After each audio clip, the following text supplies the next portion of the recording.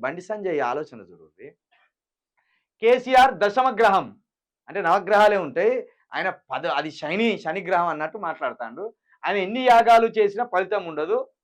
ఈయనే ఈయనే పూజారి అయిపోయిండు. ఇప్పుడు ఈయన జాతకాలు చేసేటోడు అయిపోయిండు. గక్కడ వరద బాధితులు ఆగమైతా అంటే గవిటి మీద మాట్లాడకపోతివి. గిన్న అత్యాచారం జరిగింది. అత్యాచారం ఎందుకు జరిగింది? శాంతి భద్రతలు ఎందుకు లేవు ఈ రాష్ట్రంలో అని దాని మీద మాట్లాడకపోతివి. ఆ!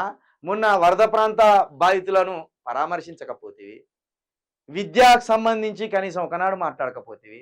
రైతు భరోసా మీద మాట్లాడకపోతివి. రైతు రుణమాఫీ మీద మాట్లాడకపోతివి. తెల్లారి లేస్తే నీకు ఒక కేసీఆర్ కనబడతాండా? కేసీఆర్ ఒక్కడే కనబడతాండా నీకు? బండి సంజయ్ నీకేమన్నా నీ ఊహలల్లా నీ పడుకున్నా, తిన్నా, ఏం చేసినా నీకు కేసీఆర్ కనబడతాండా? మరి అది ఒక రోగం. మానసిక రోగం అది.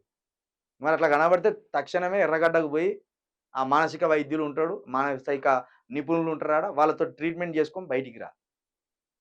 రాష్ట్రంలో గిన్ని సమస్యలు ఉన్నాయి. గవి మాట్లాడకుండా కేసీఆర్ అంటావు. సిగ్గుపోతది.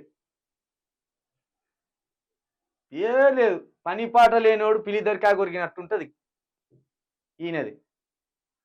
ఏది బండి సంజయ్‌ది. గన్ని పనులున్నాయి. ఆ పనులు ఏపిచ్చడానికి ముందట బడి ఓ కేంద్ర శాఖ మంత్రిగా అండగా ఉండాలి గాని గివ్వా?